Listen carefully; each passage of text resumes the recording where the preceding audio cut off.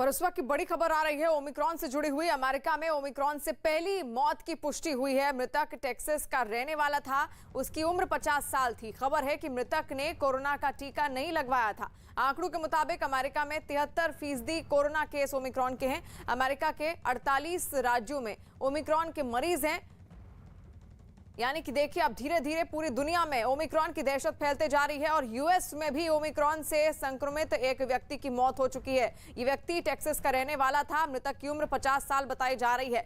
धीरे धीरे दहशत फैलती जा रही है पूरी दुनिया में और अब ओमिक्रॉन की चपेट में आया अमेरिका का एक युवक भी, उसकी भी मृत्यु हो गई है। बड़ी खबर है ये ओमिक्रॉन से जुड़ी हुई, जहां पर आपको बता दें कि टेक्सास का रहने वाला ये शख्स था जिसकी मृत्यु हुई है और 50 साल इसकी उम्र बताई जा रही है।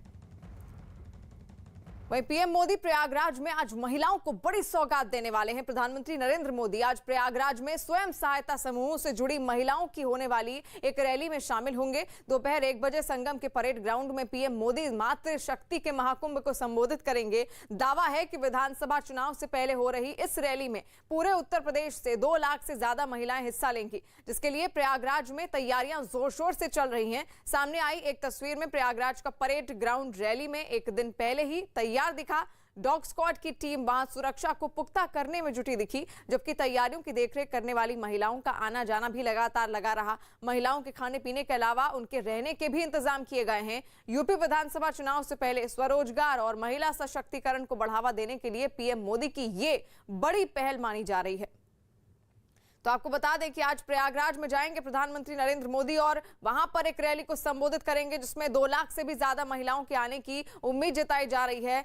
इन सभी महिलाओं का सम्मान करेंगे आज प्रधानमंत्री मोदी। और 2 तस्वीरें आप देखिए किस तरीके से इस रैली के लिए इंतजाम किए जा रहे हैं। खाने पीने का इंतजाम किया जा रहा है, महिलाओं के रहने की व्यवस्था भी की जा रही है, यानी तमाम तरीके के इंतजाम।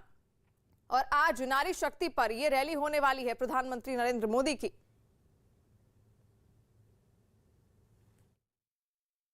प्रधानमंत्री नरेंद्र मोदी के कार्यक्रम में शामिल होने के लिए पूरे प्रदेश के 75 जिलों से बड़ी संख्या में महिलाएं आ रही हैं। करीब 2.5 लाख महिलाएं प्रयागराज पहुंच रही हैं और उन्हें प्रधानमंत्री के संबोधन को सुनना है। इसके लिए आसपास के जिलों के साथ ही साथ संगम नगरी प्रयागराज के लगभग 100 स्कूलों में उनके ठहरने की व्यवस्था की गई है। और इस वक्त हम मौजूद हैं सीवी इंटर कॉलेज में, जहां पर आप देख सकते हैं कि करीब 1000 महिलाओं को यहां पर ठहराया जाएगा। इसके लिए इस बड़े हाल सहित तमाम कमरों में महिलाओं के लिए बिस्तर लगाए गए हैं। आप देख सकते हैं जिस तरह सीएम योगी ने निर्देश दिए थे कि सफाई का विशेष ध्यान रखा जाए, तो यहाँ पर चूंकि ठंड का मौसम है तो यहाँ पर गद्दे बिछाए गए हैं, उसके ऊपर सफेद चादरें बिछाई गई हैं और यहाँ पर तकिया लगाई गई है, रजाइयां रखी गई हैं और इस तरह से तमाम कमरों में इंतजाम किए गए हैं। ऐसा बताया गया है यहाँ के व्यवस्थापकों के द्वारा कि कन्नौज जिले की यहाँ पर करीब 1000 महिलाएं आएंगी जिन्हें यहाँ पर ठहराया जाएगा। इसके लिए यहाँ पर समुचित इंतजाम किए गए, उनके खाने पीने का भी इंतजाम किया जा रहा है और सुबह नाश्ते के बाद, चाय के बाद उनको यहाँ से कार्यक्रम स्थल तक सुरक्षित ले जाने की भी यहाँ पर व्यवस्था की गई है। तो इस तरह से यहाँ पर महिलाओं के ठहरने का पूरा इंतजाम किया गया है और सभी इंतजाम जो है, जो तैयारी है, वो अधिकारियों की देखरेख में पूरी की जा रही है। आत्मनिर्भर भारत बने और आत्मनिर्भर महिलाएं बने। आत्मनिर्भर देश की उत्थान और प्रगति में नए भारत का, नए उत्तर प्रदेश का निर्माण हो, इन सब दृष्टियों से महिलाओं के लिए बहुत क्रांतिकारी काम उत्तर प्रदेश सरकार ने किया है, भारत सरकार ने किया है। आदरणीय प्रधानमंत्री जी ने जो बेटी बचाओ बेटी पढ़ाओ का नारा दिया और उत्तर प्रदेश सरकार ने महिला सशक्तिकरण के लिए मिशन शक्ति चलाया, उस दृष्टि से उत्तर प्रदेश अग्रणी भूमिका निभा रहा है और उसी में उत्तर प्रदेश की लगभग 3 लाख महिलाएं यहाँ पर आ रही, जिसको आदरणीय प्रधानमंत्री जी का आशीर्वाद मिलेगा। खबर है कि जम्मू कश्मीर का माहौल बिगाड़ने के मकसद से इस्लामाबाद में आतंकियों की भर्ती का प्लान तैयार किया गया। खुफिया एजेंसियों को मिली जानकारी के मुताबिक दिसंबर के पहले हफ्ते में आतंकी सैयद सलाउद्दीन और आईएसआई अधिकारियों के बीच इसी सिलसिले में इस्लामाबाद में एक बैठक हुई, जिसमें पीओके के युवाओं को आतंकी संगठनों में शामिल करने का प्लान बना और इसका जिम्मा वहीदुल्ला नाम के हिज्ब कमांडर को सौंपा गया, जो आतंकी संगठनों में शामिल होने वाले इन युवाओं को ट्रेनिंग भी देगा, जिसके बाद इन नए आतंकियों की घुसपैठ कराने में पाकिस्तानी सेना मदद करेगी। और इसके लिए उसने केरन, तंगधार और नौगाम सेक्टर में अपने खास कमांडो तैनात किए हैं। पनामा पेपर लीक केस में ऐश्वर्या राय बच्चन से दिल्ली के ईडी दफ्तर में 6.25 घंटे पूछताछ हुई। उनकी ये पेशी 2016 में सामने आए टैक्स चोरी से जुड़े एक मामले में हुई, जिसके लिए वो दिल्ली में ईडी के दफ्तर पहुंची और उनकी गाड़ी बाहर खड़ी नजर आई। जो ईडी सोर्स बता रहे हैं कि इसी गाड़ी से ऐश्वर्या बच्चन आई थी और फिलहाल उनसे अंदर पूछताछ की जा रही है। पूछताछ के बाद जब वो बाहर आई तो ईडी दफ्तर के बाहर गहमा गहमी दिखी। जांच एजेंसी ने ऐश्वर्या राय को 9 नवंबर को समन्स भेजे थे, जिसका जवाब उन्होंने 15 दिन के अंदर दिया था। खबर है कि दूसरी बार समन्स भेजे जाने पर भी ऐश्वर्या ने आने में आनाकानी की थी, लेकिन बाद में वो अचानक ईडी के दफ्तर पहुंच गई, जहां उनसे दोपहर में सवाल पूछने का सिलसिला शुरू किया गया। बताया गया कि अधिकारियों ने ऐश्वर्या से उनकी विदेशी कंपनी के बारे में पूछताछ की। पता चला है कि उनसे कंपनी के बैंक स्टेटमेंट और शेयर होल्डर से जुड़े सवाल पूछे गए, क्योंकि खबर है कि उस कंपनी में ऐश्वर्या राय के माता पिता और भाई शेयर होल्डर हैं। ईडी ने ऐश्वर्या से उनकी जिस कंपनी के बारे में बात की उसका नाम अमीक प्रमोटर्स प्राइवेट लिमिटेड बताया गया, जो अमेरिका की टेरिटरी वर्जिन आइलैंड्स है। खबर है कि ईडी ने ऐश्वर्या से उस कंपनी के साल 2005 से 2008 तक के सालाना टर्नओवर और बैंक अकाउंट से जुड़े सवाल पूछे। यही नहीं, खबर है कि ऐश्वर्या के सामने कंपनी के बैंक स्टेटमेंट रखकर सवाल जवाब हुआ। उन पर शेल कंपनी बनाकर टैक्स चोरी का आरोप है। शेल कंपनी का मतलब जो सिर्फ कागजों पर होती है और असल में उसका कोई अस्तित्व ही नहीं होता। यह पूरा मामला साल 2016 का है, जब ब्रिटेन की एक कंपनी पनामा के टैक्स से जुड़े करीब 1 करोड़ 15 लाख पेपर लीक हुए थे, जिनमें दावा था कि भारत की 500 नामी गिरामी हस्तियां टैक्स चोरी कर रही हैं। जिन हस्तियों पर यह आरोप लगा उनमें अमिताभ बच्चन का नाम भी शामिल है, जिनकी 4 कंपनियों पर टैक्स धांधली के आरोप लगे। खबर है कि इन्हीं कंपनियों में एक में उनकी बहू ऐश्वर्या डायरेक्टर बनाई गई थी और बाद में उन्हें शेयर होल्डर बना दिया गया था। और राज्यसभा में हंगामे के बीच सांसद जया बच्चन बीजेपी सांसदों पर भड़क गई। अपनी बात कहने खड़ी हुई जया बच्चन इतने गुस्से में दिखी कि उनकी सांस फूलने लगी, लेकिन वो रुकी नहीं और बीजेपी से बोल दिया कि उसके बुरे दिन आने वाले हैं। और आप सबसे मैं ये कहना चाहती हूँ, आप बीन किसके आगे बजा रहे हैं? देखिए, आपके बुरे दिन बहुत जल्द आने वाले हैं। चलाई छोड़ दीजिए हम लोगों का, आप लोग चलाइए। क्या बोल रहे हैं आप? जया बच्चन ने जैसे ही ये बयान दिया, बीजेपी ने बिना देर किए पलटवार किया और उनके बयान को उनकी बौखलाहट का नतीजा बताया। अभी जिस तरह उनके बुरे दिन चल रहे हैं, वो उनको याद आ रहा है कि भाई हमारे बुरे दिन चल रहे हैं, इसीलिए वो बौखला गई है। मलेशिया की राजधानी कुआलालंपुर से हैरान करने वाली तस्वीरें सामने आई। वहां आई भयंकर बाढ़ ने लोगों के लिए आफत खड़ी कर दी। करीब 30,000 लोगों को बचाकर सुरक्षित जगहों पर पहुंचाया गया। बताया गया कि फिलीपींस में आए तूफान के असर से मलेशिया में शुक्रवार से भारी बारिश शुरू हो गई थी, जिसकी वजह से आई बाढ़ से लोगों की मुसीबतें बढ़ गईं और लोग पानी में डूबकर अपना सामान बचाते नजर आए। राजधानी कुआलालंपुर के एक इलाके में दुकानों का सामान तेज रफ्तार से बहते पानी के साथ बहता दिखा, जिसे बचाने के लिए लोग दौड़ते नजर आए। कई इलाकों में तो इतना पानी भर गया कि वहां मौजूद इमारतों की सिर्फ छतें ही नजर आईं। पानी में डूबी सड़कों पर लगी ट्रैफिक लाइट खराब हो गईं और वहां कुछ गाड़ियां पानी में डूबी नजर आईं। बाढ़ का ऐसा कहर बरपा कि इंसान तो क्या, जानवर भी अपनी जान बचाने की कोशिश करते दिखे, जबकि एक आदमी पानी के बीच से ही सांप को अपने हाथ में पकड़कर ले जाता दिखाई दिया। I think I can consider as a second big flood in KL. This is a disaster for us. बाढ़ की वजह से कुछ इलाकों का संपर्क टूट गया और सड़क के किनारे मदद के इंतजार में खड़े नजर आए।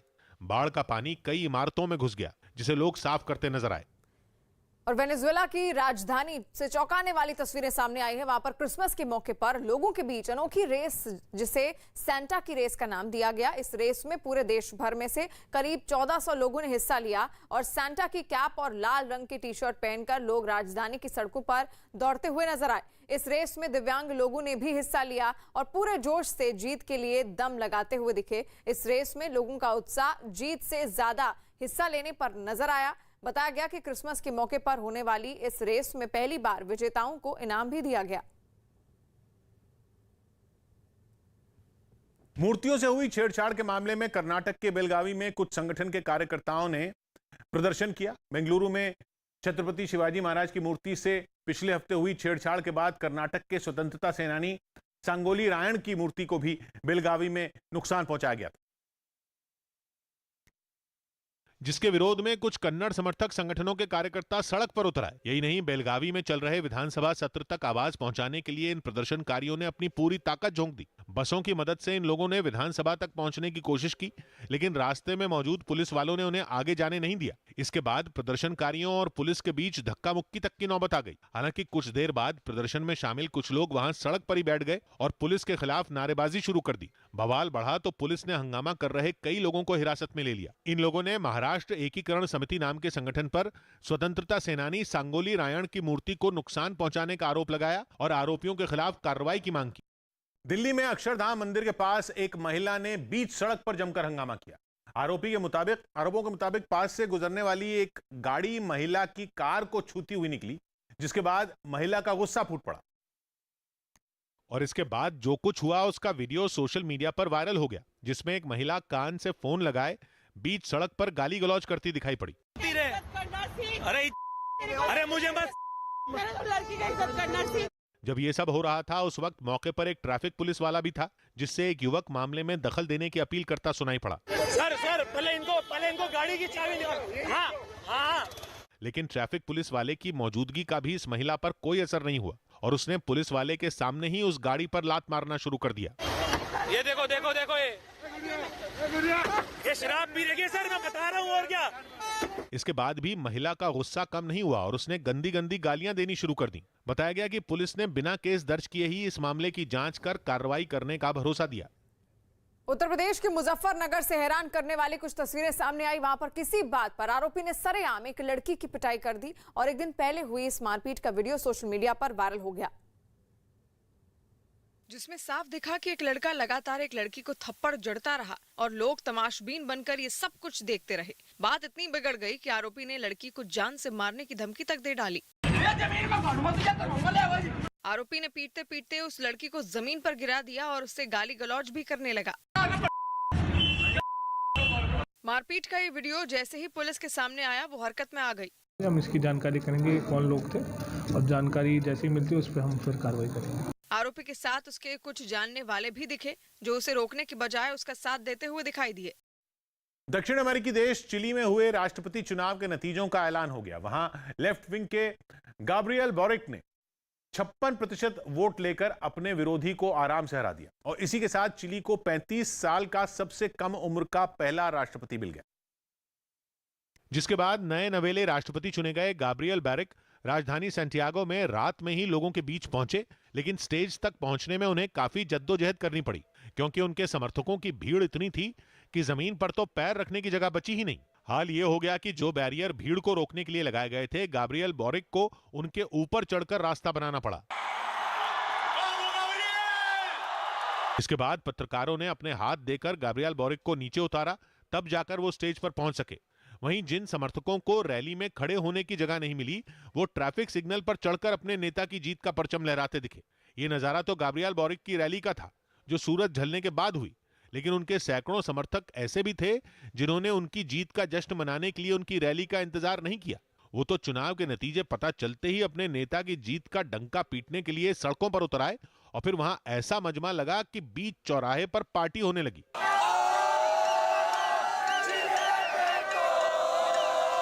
लोग अपने बच्चों तक को लेकर जश्न मनाते दिखे। क्या पुरुष, क्या महिलाएं, क्या जवान और क्या बुजुर्ग, लगभग हर उम्र हर तबके के लोग गाब्रियल बोरिक के राष्ट्रपति चुनाव जीतने पर खुशी से झूमते नजर आए। अफ्रीकी देश सूडान में 3 साल पहले शुरू हुए जिस आंदोलन ने तानाशाह उमर अल बशीर की सत्ता उखाड़ फेंकी थी, उसकी बरसी पर हजारों लोग एक बार फिर सड़कों पर उतरे। 2018 में शुरू हुए आंदोलन के बाद सूडान में अंतरिम लोकतांत्रिक सरकार बनी थी, लेकिन 2 महीने पहले अक्टूबर में सेना ने वहां तख्ता पलट कर दिया। इसके बाद इतना बवाल हुआ कि सेना को सूडान के प्रधानमंत्री को दोबारा बहाल करना पड़ा, लेकिन लोगों की मांग है कि सेना तुरंत पूरी सत्ता जनता के हाथ में दे दे, जिसे उठाने के लिए राजधानी खर्तूम में लोगों ने मोर्चा संभाल लिया, लेकिन पुलिस ने प्रदर्शनकारियों को बुरी तरह खदेड़ दिया। इतनी आंसू गैस छोड़ी गई कि लोग अपनी मांगें और अपना विरोध प्रदर्शन भूलकर भाग खड़े हुए। आंसू गैस ने कुछ लोगों की हालत इतनी खराब कर दी कि वो खांस खांस कर बदहवास से हो गए। राष्ट्रपति आवास तक कूच करने की फिराक में बैठे प्रदर्शनकारियों पर पानी की बौछार भी की गई, लेकिन जब दोनों ही पैंतरे फेल हो गए तो सुरक्षा बल ने प्रदर्शनकारियों पर तेज आवाज और रोशनी करने वाले गोलों की बारिश कर दी। हालांकि प्रदर्शन से निपटने के लिए सुरक्षा बल के जवानों ने पूरी राजधानी में सुरक्षा व्यवस्था चाक चौबंद की थी ताकि प्रदर्शनकारी बेकाबू न हो पाएं, लेकिन लोग उनसे भी उलझते दिखे। रूस के सरातोव से डराने वाली तस्वीरें सामने आई। वहां पर एक तेज रफ्तार बस हादसे का शिकार हो गई। बेकाबू बस ने पार्किंग में खड़ी 7 गाड़ियों को कुचल दिया, जबकि हादसे में करीब 8 लोग जख्मी हो गए। इससे जुड़ी एक सीसीटीवी फुटेज भी सामने आई, जिसमें साफ दिखा कि एक तेज रफ्तार बस बेकाबू होकर पार्किंग वाले हिस्से में घुस गई। इस दौरान उसने वहां लगे तारों को भी तोड़ दिया और अंदर खड़ी कारों के ऊपर चढ़ गई। हालांकि बस जल्द ही रुक गई, लेकिन तब तक कई गाड़ियां बर्बाद हो चुकी थी। केंद्रीय गृह राज्य मंत्री अजय मिश्रा के इस्तीफे की मांग पर यूथ कांग्रेस के कार्यकर्ता दिल्ली में सड़कों पर उतरे और उन्होंने खूब हंगामा किया।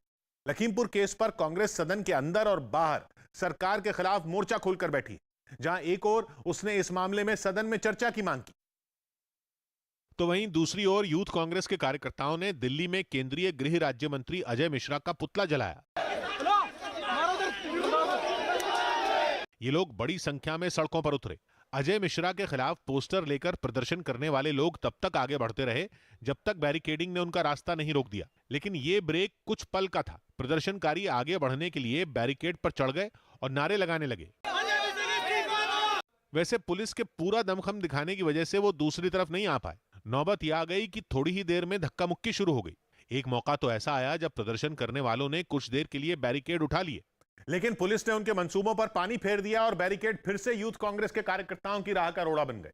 हंगामा बढ़ा तो पुलिस ने इन लोगों को हिरासत में लेना शुरू कर दिया, लेकिन इसमें भी उसे खूब पसीना बहाना पड़ा। उन्हें हिरासत में लेने के लिए पुलिस को एक एक कार्यकर्ता को दोनों हाथों और पैरों से उठाकर अपनी गाड़ी तक ले जाना पड़ा। इससे पहले प्रदर्शन करते करते कुछ कार्यकर्ता वहीं सड़क पर बैठ गए और नारे लगाने लगे। प्रोटेस्ट जो है अपने उसको कंटिन्यू करके बैठी। आप देख सकते हैं कि बीच सड़क पे जो है ये लोग धरना दे रहे हैं। इस बीच राहुल गांधी ने इस मुद्दे पर फिर से सरकार पर हमला किया। हम चाहते हैं कि सरकार जो उनका मंत्री है उसको हटाए और लखीमपुर खीरी के मामले पर डिस्कशन करने दें, सरकार करने नहीं देगी। लखीमपुर केस में कांग्रेस ने केवल अजय मिश्रा के इस्तीफे की ही मांग नहीं की, बल्कि उसने इसे सदन में भी उठाया। यूपी में जहां सियासी जंग का माहौल है, वहीं राजनीतिक गलियारों में एक शिष्टाचार की मुलाकात सुर्खियां बटोर रही है। दिल्ली में आरएसएस प्रमुख मोहन भागवत और समाजवादी पार्टी के नेता मुलायम सिंह यादव की मुलाकात हुई। उपराष्ट्रपति वेंकैया नायडू के एक पारिवारिक कार्यक्रम में दोनों की ये मुलाकात हुई। इस दौरान दोनों एक ही सोफे पर बैठे हुए नजर आए। दोनों उपराष्ट्रपति के पारिवारिक कार्यक्रम में आमंत्रित थे। तस्वीरें भी आप देख रहे हैं। उपराष्ट्रपति वेंकैया नायडू का एक पारिवारिक कार्यक्रम था, जहां पर दोनों नेता एक ही सोफे पर बैठे हुए दिखाई दिए। और इस तस्वीर के आने के बाद अब सियासी गलियारों में भी काफी चर्चा है, क्योंकि जहां एक और यूपी में लगातार सियासत हो रही है, चुनावी बिगुल बच चुका है, ऐसे में ये तस्वीर भी क्या संदेश देने की कोशिश कर रही है, ये बेहद अहम है। चुनावी माहौल में यूपी के शाहजहांपुर में जलालाबाद का नाम बदलने की मांग ने जोर पकड़ लिया। वहां के कई लोग काफी वक्त से जलालाबाद का नाम परशुराम के नाम पर रखने की मांग कर रहे हैं, लेकिन जैसे ही विधानसभा चुनाव करीब आया, इन लोगों ने अपनी मुहिम तेज कर दी। वहां से सामने आई एक तस्वीर में कुछ लोग बाजार में घूमकर पर्चे बांटते दिखे। इन पर्चों पर जलालाबाद का नाम परशुरामपुरी रखने की मांग लिखी गई थी। सड़कों से गुजरते हुए इन लोगों ने नारेबाजी भी की और मांगे नहीं मानने पर विधानसभा चुनाव में हिस्सा न लेने की चेतावनी दी। प्रदर्शन में शामिल लोगों का मानना है कि परशुराम का जन्म इसी इलाके में हुआ था। जलालाबाद को परशुरामपुरी करने की मांग कई सालों से चली आ रही है, लेकिन प्रधानमंत्री नरेंद्र मोदी ने जिक्र किया तो इनकी उम्मीद बढ़ गई है। नाम बदलने की मांग करने वालों ने इलाके के लोगों से अपील की कि वो ज्यादा से ज्यादा तादाद में इस मुहिम से जुड़ें। ब्रेक के बाद भी जारी रहेगी आज की ताजा खबर।